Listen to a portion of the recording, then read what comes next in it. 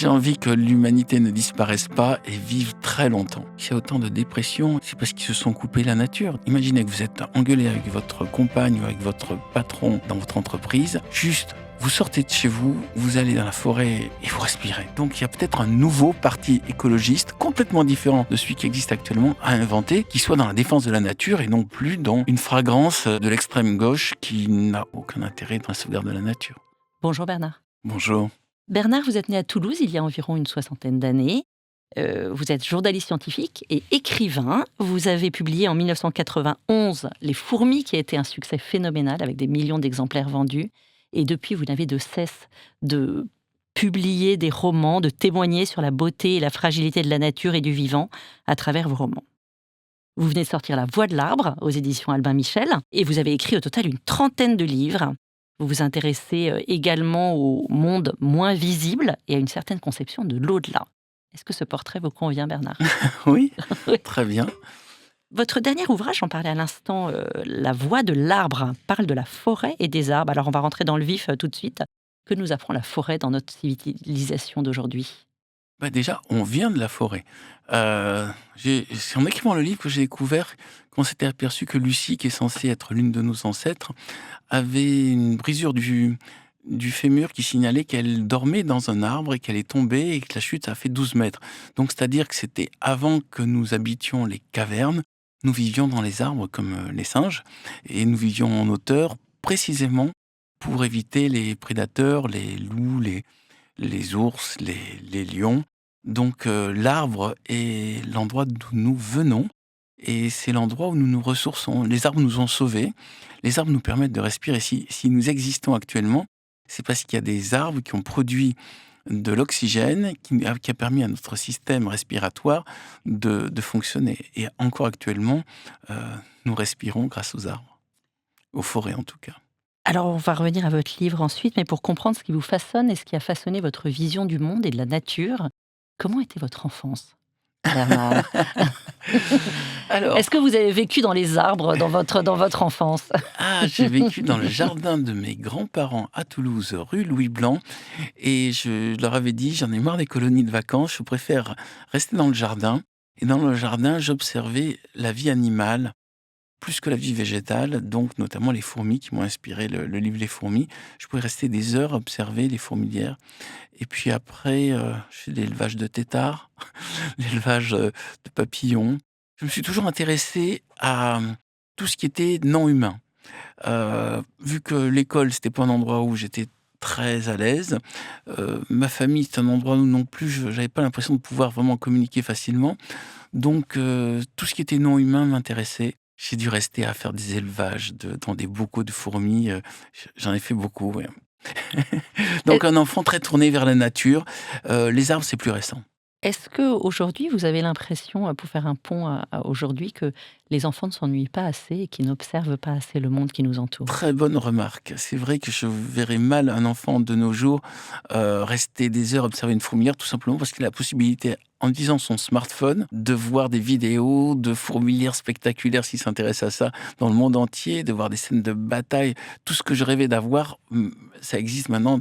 C'est-à-dire, on va directement à la scène spectaculaire sans rester des heures à attendre.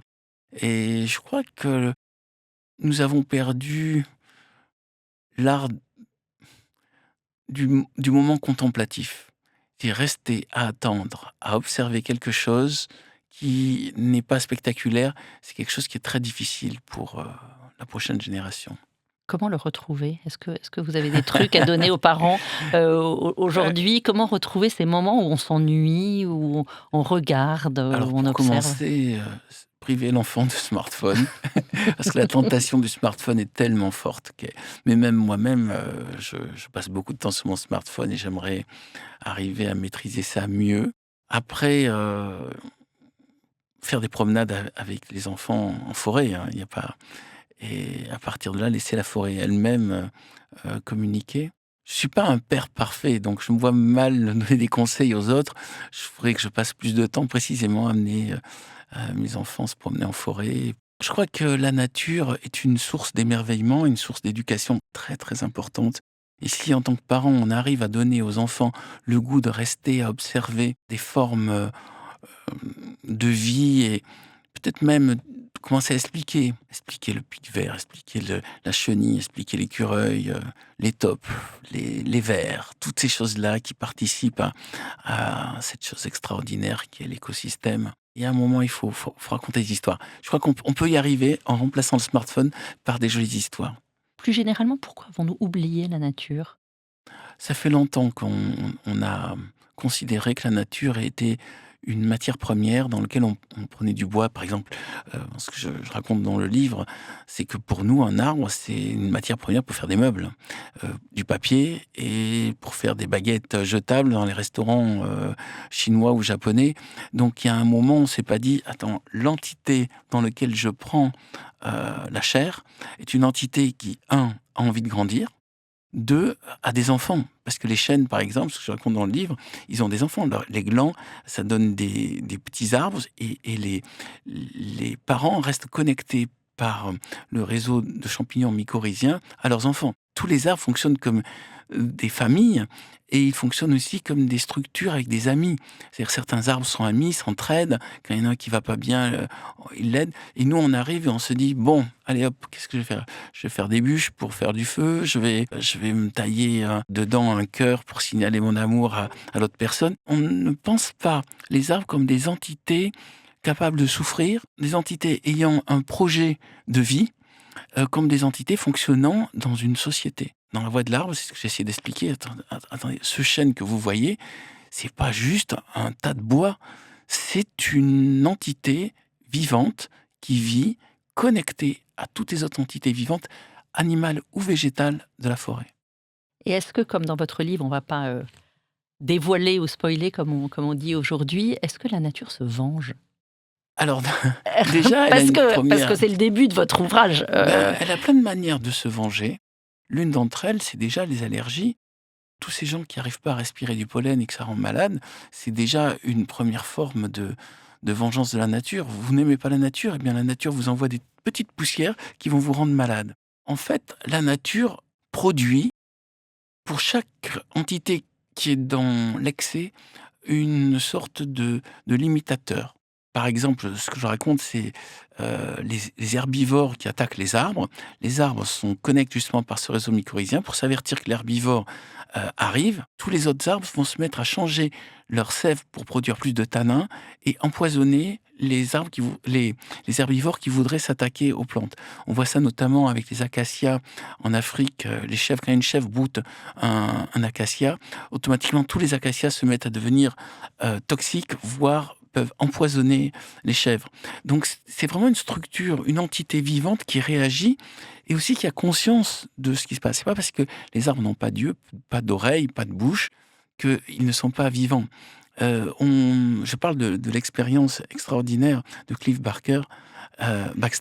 Il s'est aperçu que quand on met un détecteur de mensonges sur un petit arbre, on s'aperçoit qu'il réagit chaque fois qu'il y a une structure vivante qui meurt à côté de lui. Donc lui, il jetait des crevettes vivantes dans l'eau bouillante et il voyait que chaque fois, un arbre qui était à distance, qui n'était pas connecté, avait un petit sursaut de changement électrique. Donc ça veut dire qu'ils sentent quand il y a de la mort autour d'eux.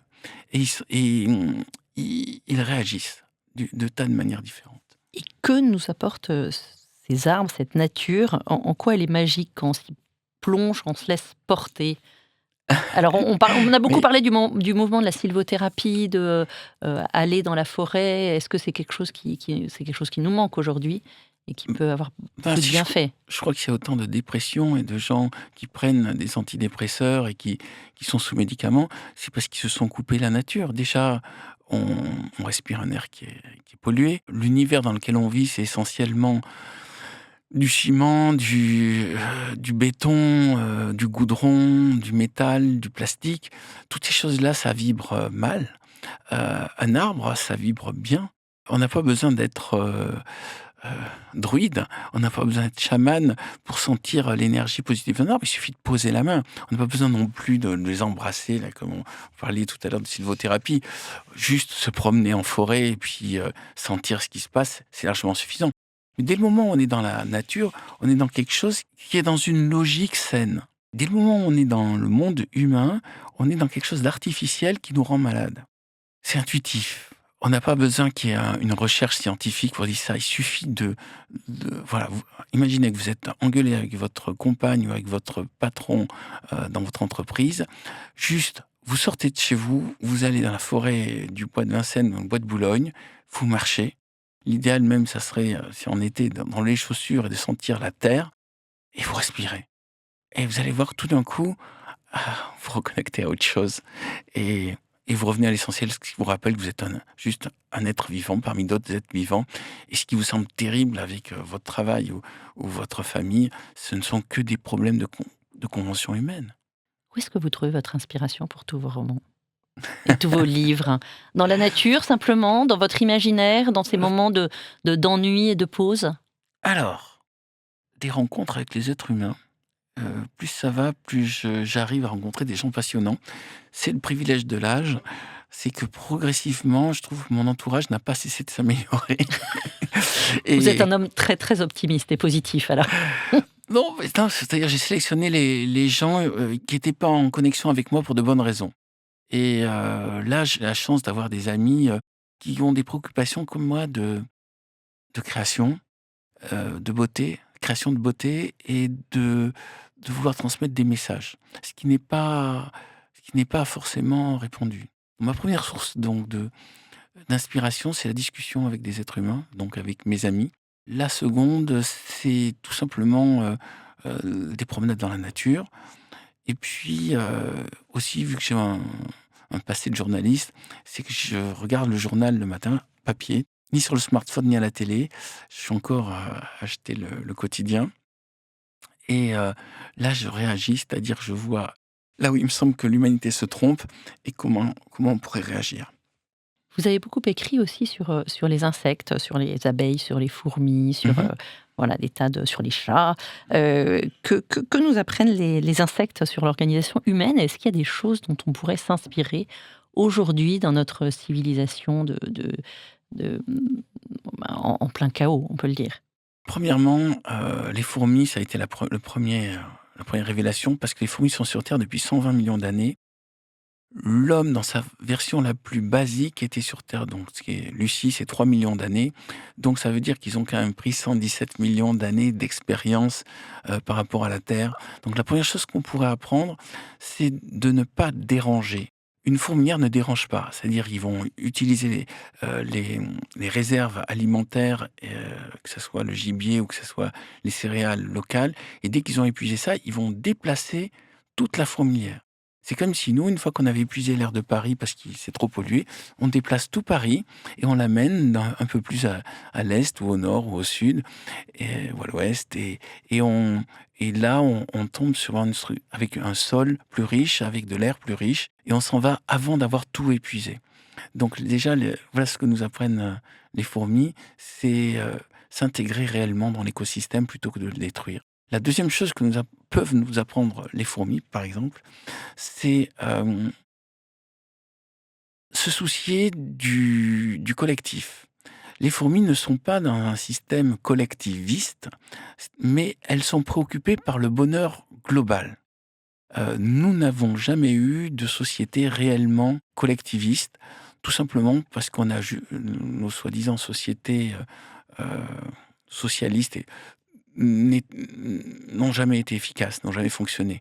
Il n'y a aucun moment où un être humain, quand il a eu le choix entre son plaisir et le plaisir général, s'est dit le plaisir général passe avant mon plaisir. C'est jamais arrivé, et surtout pas dans les sociétés communistes qui ont juste produit des dictatures, point barre.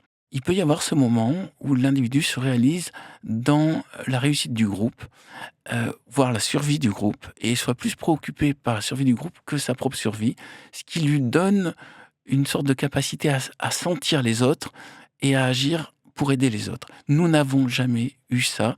Nous avons des déclarations, nous avons des prétentions, nous avons des gens qui se font passer pour des sauveurs, mais des gens sincères qui font ça.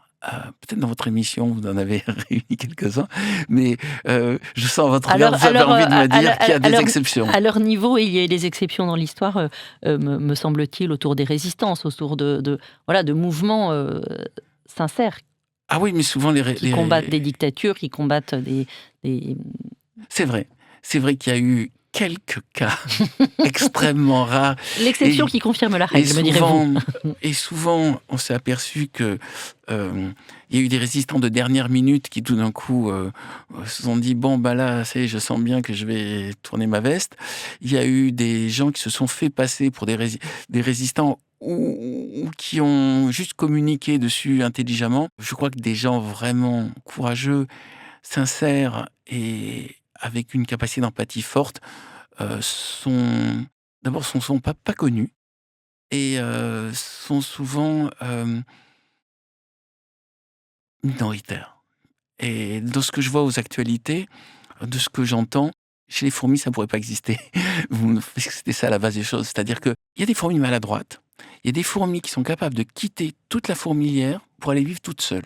Donc, faut pas croire que c'est des robots et que c'est comme des cellules de notre organisme qui sont forcées d'obéir.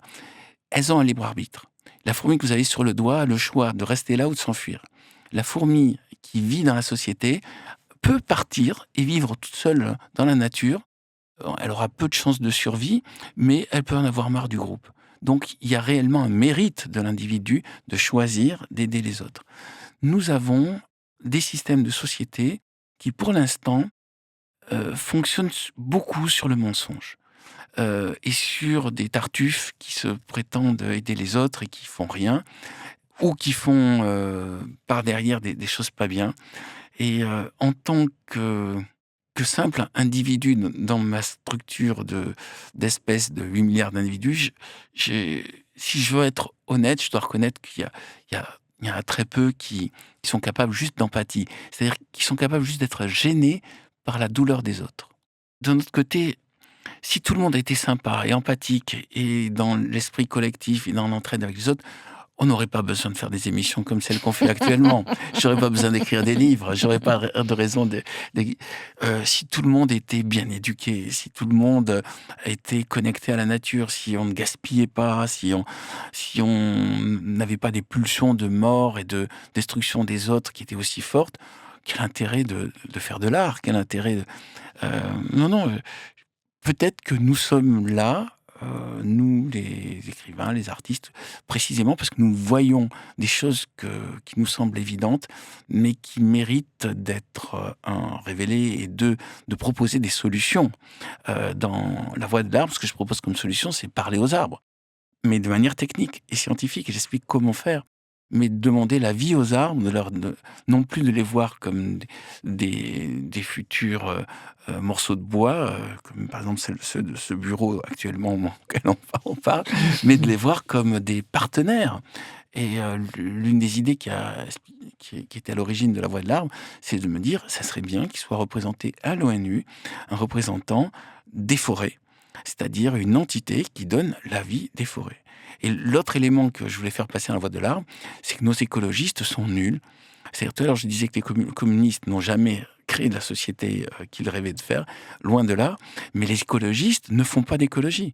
Soi-disant, ils font de la bioénergie. La bioénergie, ça consiste à massacrer des forêts pour les transformer en capsules de bois qui sont utilisées dans les centrales à charbon pour faire de l'électricité. C'est-à-dire qu'on transforme nos belles forêts en fumée et en électricité au nom de l'écologie. Donc il y a peut-être un nouveau parti écologiste, complètement différent de celui qui existe actuellement, à inventer, qui soit dans la défense de la nature et non plus dans juste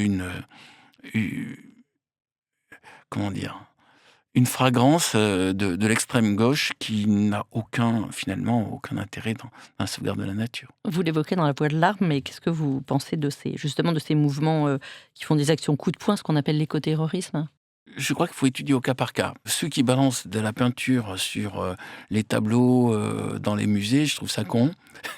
Ceux qui, de manière générale, détruisent pour pouvoir faire prendre conscience de quelque chose, je trouve ça stupide. On a globalement, et ça tout le monde l'a bien pigé, un problème avec le gaspillage. Moi, rien que le fait d'être dans un avion, dans un train où on me donne un gobelet qui va être jeté une fois que j'aurai bu mon verre, ça me scandalise. Ça me scandalise au même titre que le fait que quand on arrive au-dessus de Paris, on voit une chape de plomb marron qui fait que nous allons probablement avoir des problèmes de santé bientôt, et au même titre que ce que je raconte dans le bouquin, qu'on massacre nos forêts millénaires pour en faire de l'électricité au nom de l'écologie. Mais euh, non, l'écoterrorisme, ça me paraît la bonne solution. Vous voyez, par exemple, ce que fait L214, qui consiste juste à filmer ce qui se passe dans les abattoirs pour faire prendre conscience de la souffrance des animaux et faire prendre conscience que ce que vous mangez, le steak saignant que vous avez dans votre assiette, c'est un animal qui a souffert, c'est une vache ou c'est un bœuf qui rêvait de vivre en famille et d'élever les petits et qui s'est retrouvé dans un univers dans lequel il n'a pas vu la lumière. On lui a donné des produits pour qu'il grandisse plus vite et que c'est ça qu'on vous sert avec une sauce béarnaise, et que le fait de l'intégrer dans votre corps, c'est pas anodin. Vous intégrez de l'angoisse, vous intégrez de la peur. Est-ce que vous avez imaginé vous investir en politique justement autour de ces thèmes, ou votre manière d'agir, c'est l'écriture? J'étais une fois à une réunion d'écologistes. Ils m'avaient proposé de rentrer sur la liste européenne. Et toute la réunion a consisté à trouver la liste de ceux qui étaient exclus parce qu'ils n'étaient pas dans la ligne du parti. Ça m'a fait penser aux purges staliniennes. Et je suis parti, j'avais dit non, finalement, ça m'intéresse pas. Et j'ai compris que la politique, c'est ça.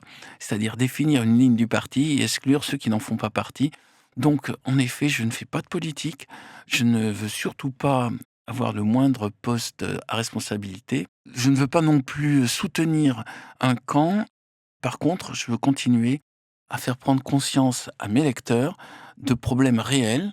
Quel est votre prochain combat de faire prendre conscience? C'est un prochain livre peut-être?